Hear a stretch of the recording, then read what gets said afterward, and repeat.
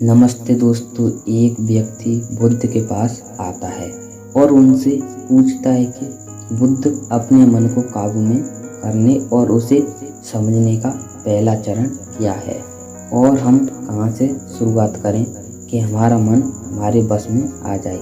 बुद्ध मुस्कुराते हुए और उसका उत्तर देते हैं कि अपने मन को समझने का पहला चरण है कि इसके द्वारा दिए गए लालचों की व्यर्थता को देख लेना। जिस इंसान ने अपने मन को द्वारा दिए गए लालचों की व्यर्थता को देख लिया, उसने इसे मुक्त होना शुरू कर दिया और उसके बाद वह व्यक्ति बुद्ध से पूछता है कि हमारा मन जो हमें लालच देता है उसकी व्यर्थता को कैसे देखा जाए। बुद्ध कहते हैं अपने अनुभव से मनुष्य भी जिस भी गलत कार्य को अति में करता है उससे उसे दुख मिलता है और यही दुख उसका अनुभव है और यही अनुभव उसके रूपांतरण का कारण बन सकता है। जिसने देख लिया और वास्तव में देख लिया कि नशा करना केवल दुख है, उसने नशे से मुक्त होना शुरू कर दिया। जिसने देख लिया कि ईसा केवल खुद को जलाती है और वास्तव में देख लिया, उसने ईसा से मुक्त होना शुरू कर दिया। तुम्हारा यह देख लेना कि मन का लालच तो हमेशा तुम्हें तृप्त का देता है, लेकिन लगता यह है कि तुम्हें सदैव अमृत, और यही अपने मन को समझने का पहला चरण वीडियो है। तो वीडियो में आगे बढ़ने से पहले मैं आपको एक प्रश्न को समझाना आवश्यक है। वो प्रश्न है कि आप अपने मन को बस में करना क्यों चाहते हो। क्योंकि आपने यह अनुभव कर रखा है कि आपका मन आपके को दुख देता है, पर क्योंकि आपको आपके मन के लालच बहुत बड़े सुहाने लगते हैं, इसलिए आप इन लालचों के पीछे छुपे हुए दुखों को नहीं देख पाते हो। सिर्फ अपने दुखों को देख लेने से आपका मन आपके बस में नहीं हो जाएगा। उसके लिए आपको दूसरा चरण क्या है यह समझना होगा। वह व्यक्ति बुद्ध से पूछता है कि बुद्ध, यदि कोई व्यक्ति यह जानता है कि उसके मन के लालच के कारण उसके जीवन में दुख है, तो क्या इसका अर्थ यह है कि वो व्यक्ति पहले चरण पर है? तो यदि वह व्यक्ति पहले चरण पर है तो दूसरे चरण पर कैसे जाएगा?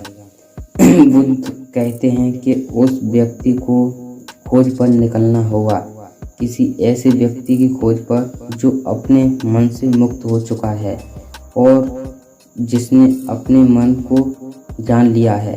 क्योंकि तुम्हारा मार्गदर्शन वही कर सकता है जो उस जगह पर पहुंचा हुआ है और जहां तुम जाना चाहते हो।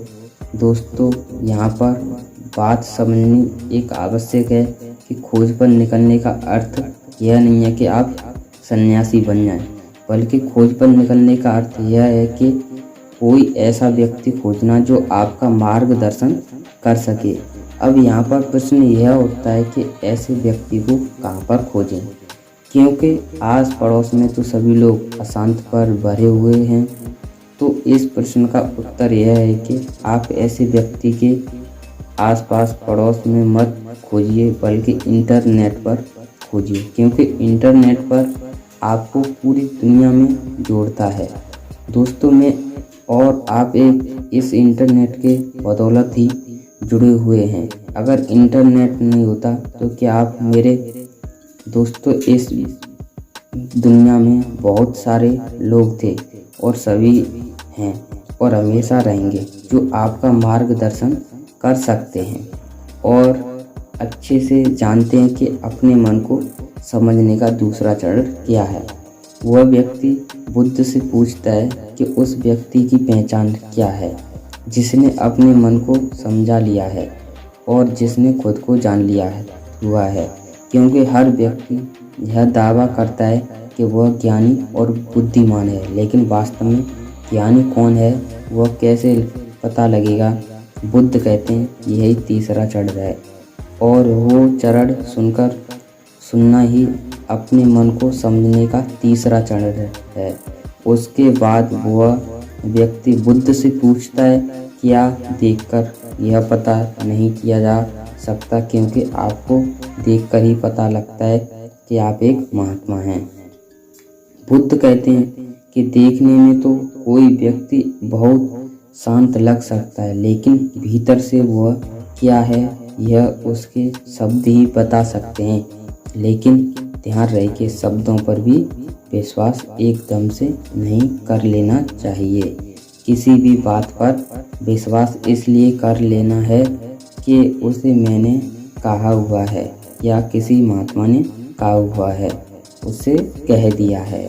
किसी भी बात पर विश्वास आपको तब कर लेना है जब वह तुम्हारा अनुभव बन जाए।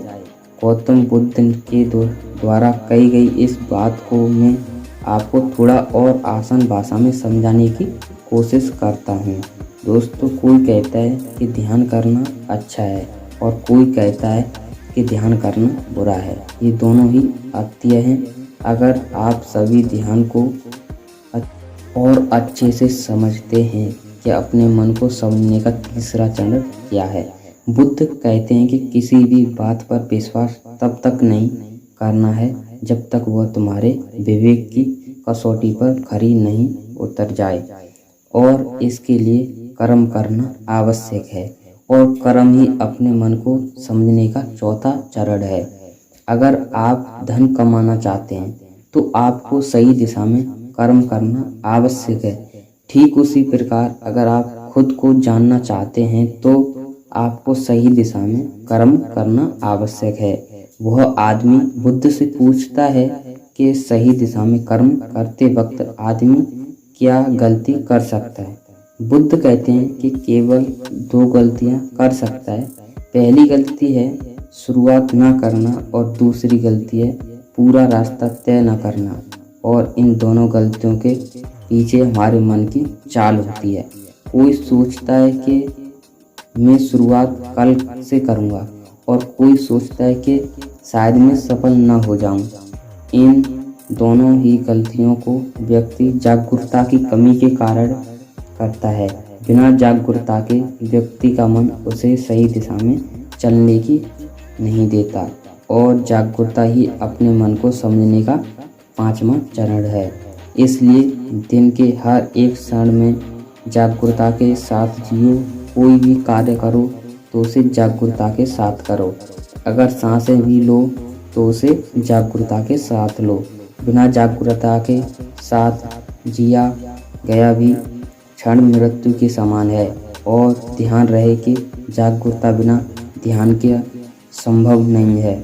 वह व्यक्ति बुद्ध से पूछता है कि बुद्ध अपने जागरूकता के स्तर को कैसे बढ़ाया जा सकता है। बुद्ध कहते हैं कि ध्यान के द्वारा, और ध्यान ही 6 चरण हैं।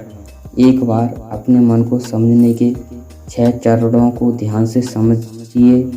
अपने मन को समझने के 6 चरण थोड़ी जागरूकता के साथ देख लेना ही कि यह मन की दुख के बीज होता है।